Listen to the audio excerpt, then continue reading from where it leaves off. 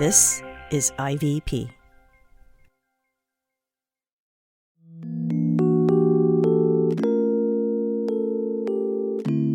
I am so excited to talk to International Tennis Hall of Famer Michael Chang, whose 1989 French Open win at age 17 made him the youngest man in the history of tennis to win a Grand Slam singles title. Also a U.S. Open finalist in 1996, Michael achieved a career-high number 2 ranking while winning 34 career singles crowns. He is the subject of a new, upcoming ESPN 30 for 30 documentary called American Son. Welcome, Michael. Thank you.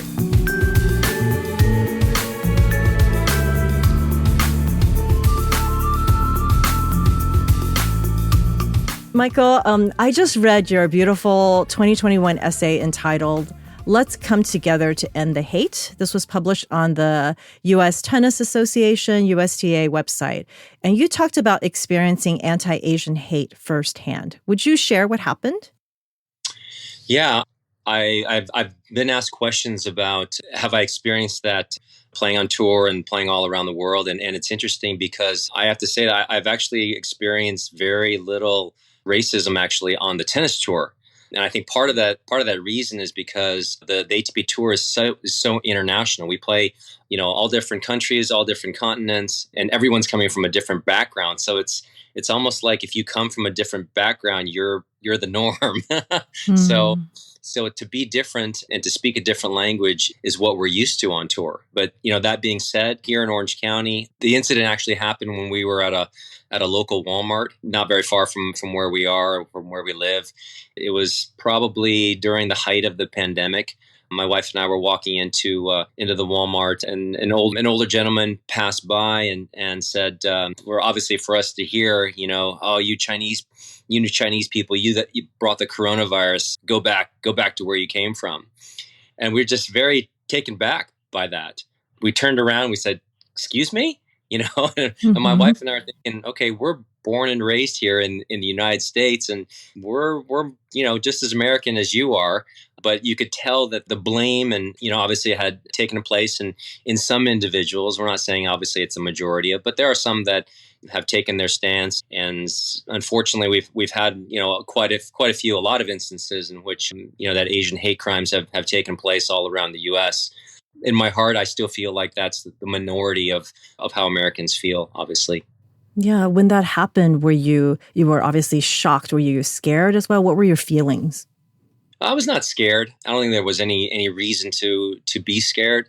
And I think you come across different situations where, maybe people don't agree with what you say or agree with what you do. And I've certainly experienced that similarly as far as my Christian faith goes. I kind of looked at it like, you're not really understanding the situation. You're not really understanding what constitutes an American. You're not really understanding all of the things surrounding the coronavirus. And in my mind, it was just kind of like, I just feel like you're upset, you're angry, which I understand a lot of people are, because nobody wants to live, like we have been living in the past few years with masks and mandates and so many different restrictions on how we want to live life. Yeah. No, I feel like a lot of Asian Americans during this pandemic, especially ones that maybe didn't experience as overt in your face racism, like you did in the Walmart, that a lot of them felt like, oh gosh, there is anti-Asian racism and that exists. And it's kind of this like corporal waking up moment for Asian America. Did you feel like you were part of that? Well, I feel like, in many instances in my career, I have always felt like I've been given this platform, certainly as a tennis player, certainly as an Asian American, certainly as someone who is Asian, and I feel like this platform is something that is to be used in a good way. I've never thought of tennis as just being tennis. I've always positioned it as a way to touch lives, a way in which to, certainly share my faith, a way in which to, inspire young people, maybe young Asian people or young Asian athletes in particular, because I've come across so many young Asian athletes that felt like they weren't in a position to be successful because they were Asian. And I'm kind of like, okay, so you're wanting to be a tennis player. And oftentimes when I would get that question, I would often tell the young boy to, well, stand up. And he'd be standing up, and I'd stand up and I'd be like, do you think you're that far off from me? I'm not a 6 foot giant. I'm not a huge guy. And a lot of them would have this mentality where they felt like maybe they didn't have the genetic makeup, or whether they didn't have the size or the strength. And I would always tell them, I said, well, I feel like I'm living proof that you can be successful in sports, and you can be one of the best in the world. But certainly having the mentality that you're at a disadvantage, certainly harms you in a lot of ways. And we all know that when it comes to sports, attitude and mentality play a huge role.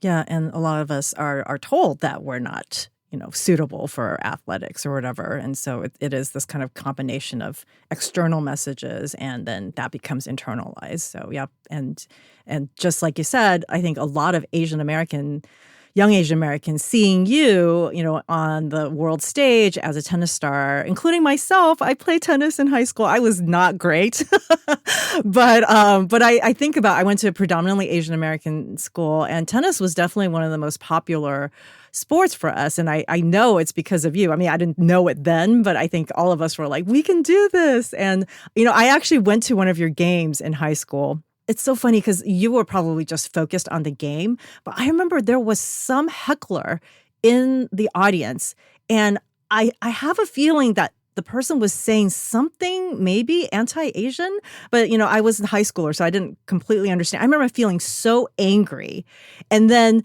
those of us in the audience, I think there were a lot of Asian Americans, we were so mad, and we basically got maybe security guard or somebody to kick him out. And then I remember when he left, we were all cheering. And and looking back, I'm sure he was saying something really offensive. And I actually went up after the game. I talked to your mom and brother about it, I think. And because you traveled with them, right, on tour.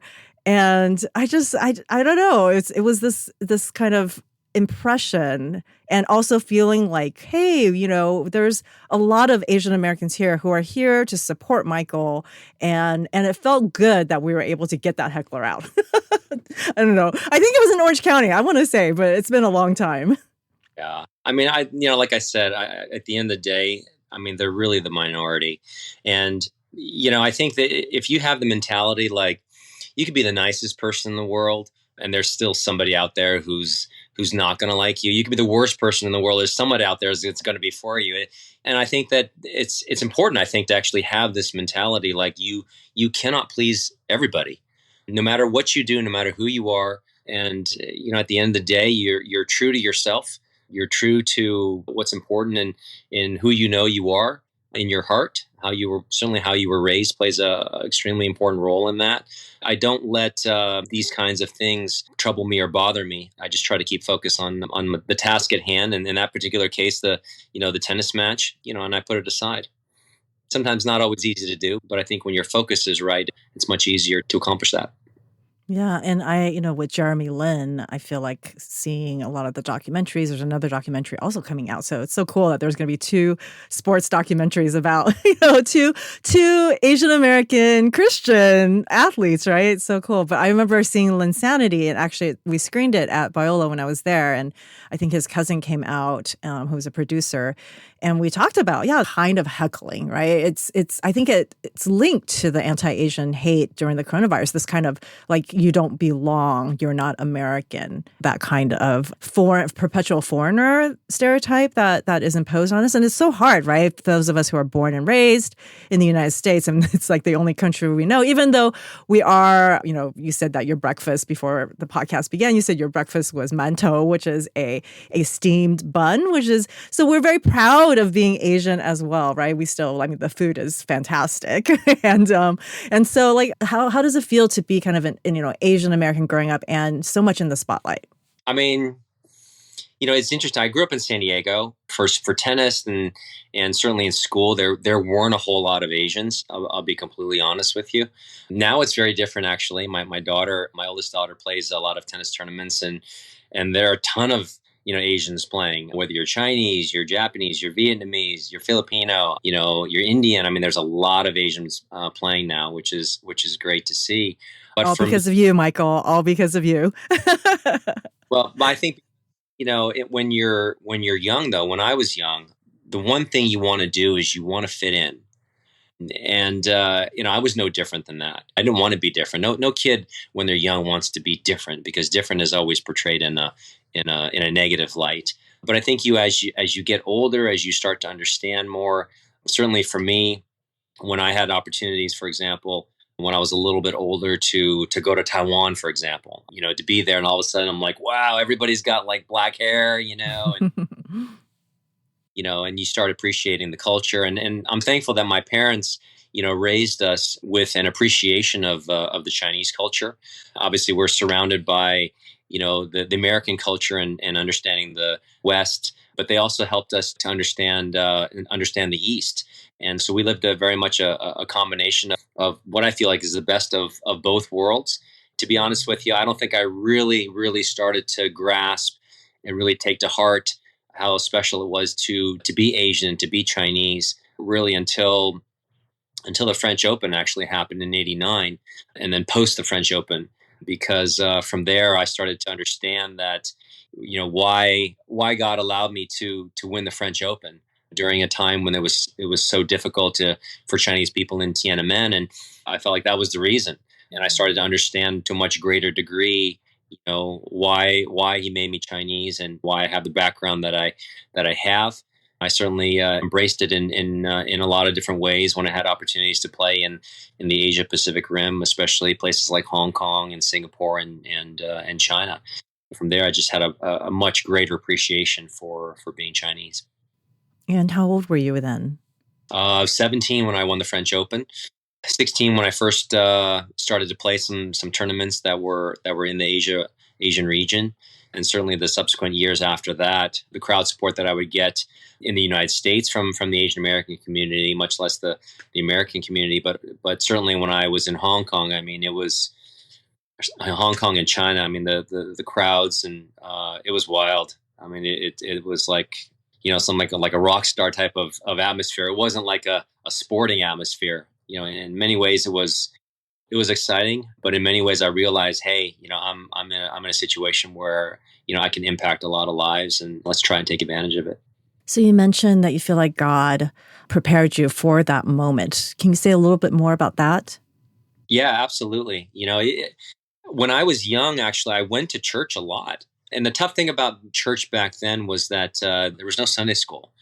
So I think my parents' intention was good to go to church. I come from a very strong Christian background, particularly on my dad's side.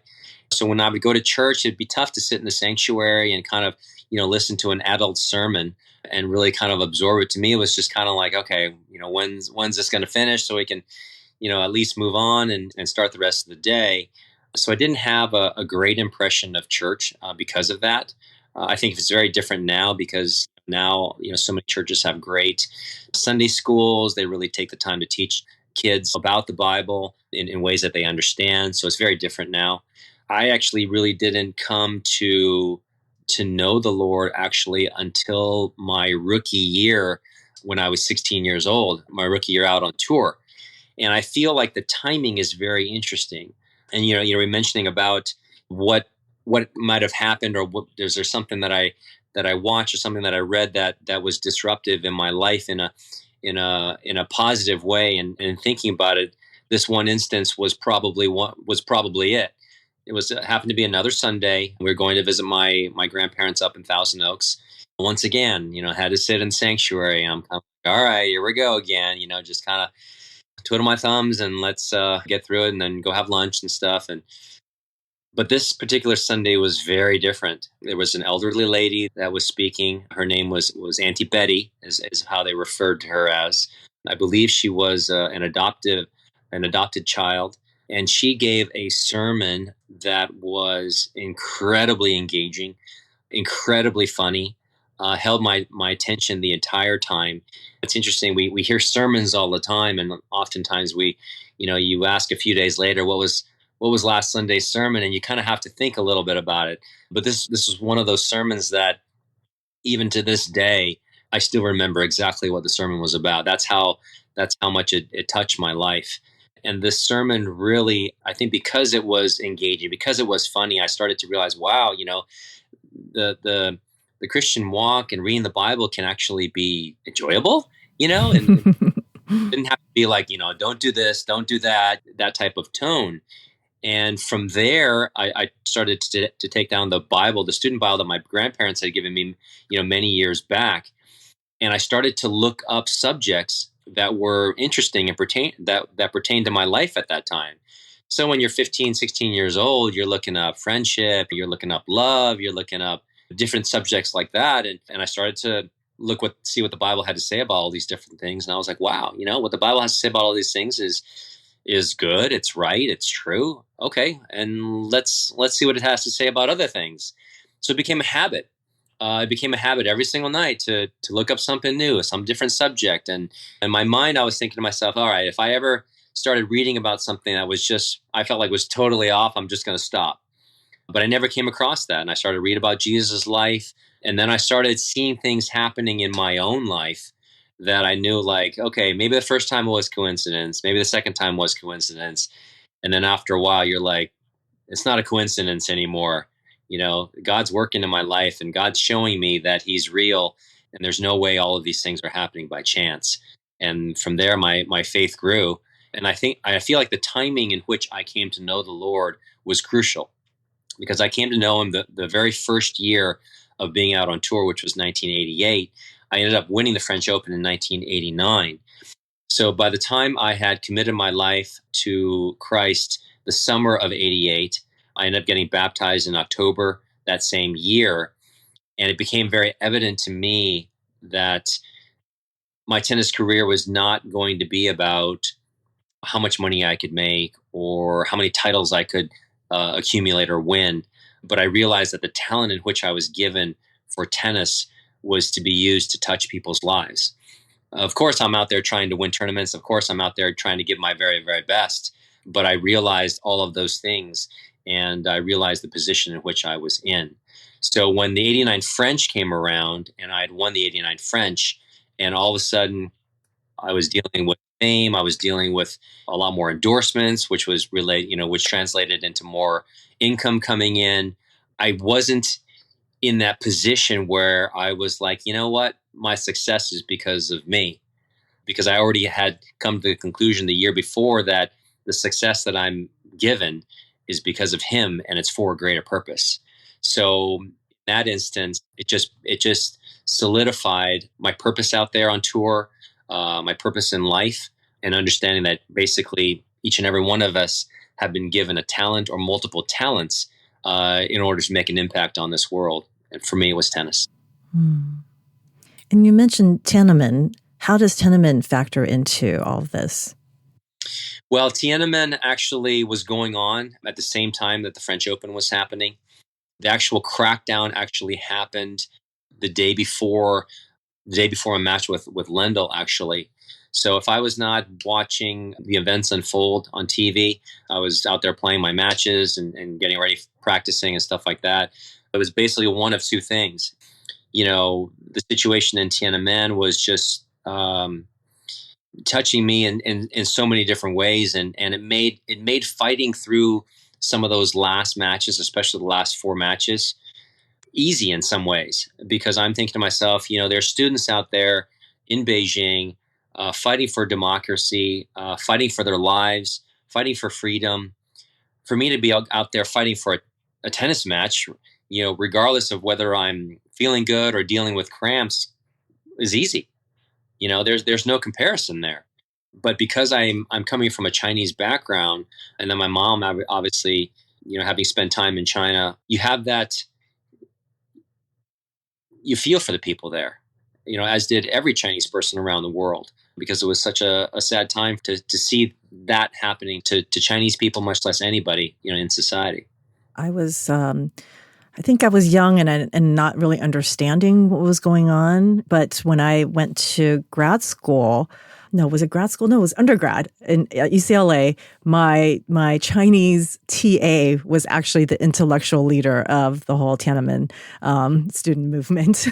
And she didn't even tell us. She didn't tell us anything. I was like going to her every office hour because I really sucked at Chinese and I really needed her help. And then I saw a documentary later on in grad school and I realized that she was so humble. She never even revealed, she didn't say like, hey, you all, by the way, I am this person. She just dutifully taught me pinyin, which is like probably so basic compared to, whatever she was getting, I think, a PhD in Chinese literature. And it made me actually just knowing someone look into it later, and just realize, what a movement and how she.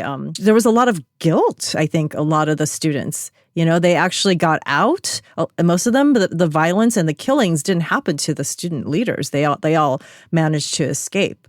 So there was a lot of kind of survivor's guilt, which was very interesting. It's a very complex story, Yeah. And it's interesting, too, because I think what a lot of people actually don't realize is what happened in Tiananmen really opened the door for the unification of Germany. That's I didn't know that. Down later that year. It affected, obviously, a lot of Chinese lives, but the whole world was watching. And there's no doubt that it affected a lot of the countries in Europe. Yeah, the fight for democracy. I mean, it makes me think about now, especially now that we have social media, when the Arab Spring happened and just people knowing about the movements that are happening globally and being inspired, right, to do the same. I mean, even the kind of globalization of Black Lives Matter and all sorts of civil rights activism being inspiring to other parts of the world. It's good. It's good, but hard also. And now, Deeper Thoughts with Nancy Wong Yoon. Today's reading comes from Beyond Colorblind, Redeeming Our Ethnic Journey by Sarah Shin. Chapter 3, The Cracks in Our Ethnicity. Lament. Mourning and grief is scary for many of us, and yet that is the proper response to hearing about sin and the pain that sin causes ourselves and others. Cultural idolatry, ethnic division, and racial brokenness have caused the generational pain that we see today. Lament is the invitation to come before God and say, this should not be. We were made for life, not death, and all signs of sin and death should make us say, no, this is not the image of God. It should not be that our culture causes harm to women and children because of its idolatries. It should not be that cultural idolatries cause us to choose our success and gain at the expense of others. It should not be that racism, ethnic division, genocide, and slavery entered the world. It should not be that we are gripped by shame, fear, hatred, depression, despair, and division. That was Deeper Thoughts with Nancy Wong Yoon. As a listener of the Disruptors podcast, you can get 30% off and free U.S. shipping on any book when you use the promo code DISRUPT at ivypress.com. That's DISRUPT. And join us next time for more of Nancy's Deeper Thoughts. So then tell me a little bit about that sermon, actually. I want to know, what was it in the sermon that got you what was the sermon about? The sermon was about how God has a purpose for everything. Auntie Betty was telling the story about how a family was traveling. They were trying to get from one destination to another one, and they were supposed to catch a ferry. And for one reason or another, they were running a little bit late. And by the time they had gotten to the place where the ferry was supposed to leave, the ferry had just left. Like literally, they were just like a few minutes late. So it had already taken off, and they were griping and they were groaning, oh, now we got to wait another 4 or 5 hours for the next ferry. God, why did you let us miss this ferry? So they were complaining and stuff. So they had to, basically wait around for the next one. And ended up getting on the ferry. They were figuring out, what they were going to do because they missed this one. They were 5 hours late now. And they had gotten to their destination. And when they had gotten to their destination, there was a lot of commotion. obviously got off the ferry, the ferry boat, and were inquiring as to what was going on. They started to realize that that there was a lot of people on the other side with all the commotion going on because they realized that the ferry that traveled before them didn't make it. And they ended up by being pirated or something had happened to it where it never came in. And so after that, they realized that, in the whole instance of circumstance, when they were, complaining about why they had missed it, somehow God protected them from being on that ferry that didn't make it to the destination in the first place. And, it made me think a lot about, God having plans for each and every one of us in our lives. And I think when you're the age in which I was at, when you're 15 years old, you think about what do I want to do in my life? What is life really about? And that was the stage in which I was at that particular time. And lo and behold, I'm now embarking on my tennis career, and it became very evident very quickly. Like I said, what my talent was and what I was supposed to use it for. And that sermon, touched me immensely. I don't know however many years, but it's a sermon that I still remember very well. Wow, that's definitely an impactful sermon. One of those, oh my gosh, that could be me, and kind of a surprising supernatural kind of sermon, which I think young people are really definitely drawn to because the life is so unknowable, right? When you're that young. And especially for you, going to do something that's never been done before, right? And embarking on that. And so, how has your faith, would you say, as an Asian American tennis player, how has your faith allowed you to be a disruptive force for good? Would you say in the tennis world? Well, I think one of the things that my faith has given me in tennis is it's given me a great deal of perspective and a great deal of calm. I think when it comes to sports, I think it's very easy to make sports into something way bigger than what it should be. I think that's pretty evident when parents sometimes watch their kids play and they're maybe playing some little league competition or maybe some soccer competition. And while it's going on, it's just like, it's very intense and you feel like this tournament or this match or this championship is like the end of the world. But in actuality, a lot of times it's just a stepping stone along the way, and I just feel like my faith, no matter where I was in the world, no matter what circumstance I was in on the tennis court, whether I was winning, whether I was losing, whether it was a very, very close match, the perspective of knowing that this doesn't change who I am, it doesn't change how I'm loved, was a great comfort for me. And unfortunately, I don't think that that's always the case.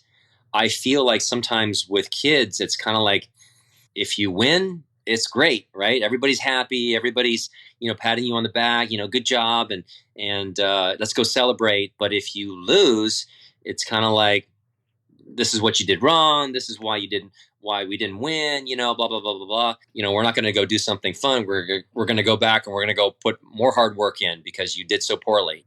So I think that for me, to have the right perspective allows you to think very clearly, allows you to be focused. And to be honest with you, it allowed me the freedom to be able to go out there and give my best, knowing that no matter what happened, if I'm out there giving my very best and I know I've worked my hardest, that's all I can ask of myself. That's all people can ask of me. That's all the Lord desires of me. And it was very easy from then on out just to leave the winning and losing into God's hands. That sounds really lovely, actually. It makes it less. Because I think when I think about that time of tennis with McEnroe, like people throwing tennis rackets and screaming and cursing, I feel like that was probably what a lot of people tuned in to watch too, the little drama, the tantrums essentially, right? That players would throw, and to feel like, that, well, you don't need to do that because ultimately God is in control, and that this is a game, this is a career like many other careers, and you just kind of continue treading along. I mean, but the pressure, you must have felt some pressure though, as kind of a history maker, as such a young player. People must have been saying things like, "Oh my gosh, you're the first this and that," and I mean, how did you deal with all that pressure? I mean, there's no question that the pressure was the greatest by far after the '89 French, because that's when people started to really know who I was. I got asked to do a lot more interviews. I had a lot more sponsors. More people were coming out to watch me, signing a lot more autographs, taking a lot more pictures. So that was an incredibly tough year after that. And it's something that one of the best ways to learn how to deal with it, is to just be able to go through it. And it's interesting because so few people have actually gone through it. It's tough to have somebody explain to you how to handle it. I feel like I could do that now if somebody was in a similar situation, but I think it's difficult for a parent or a coach, maybe even an agent, to explain to the player, hey, this is how you deal with it, because nobody actually knows what that player's dealing with on the inside, because very few people have been in that situation. So it was a great time of maturity. It was a great time to understand that tennis was not just about hitting a good forehand and backhand and winning your matches, but to be one of the best tennis players in the world.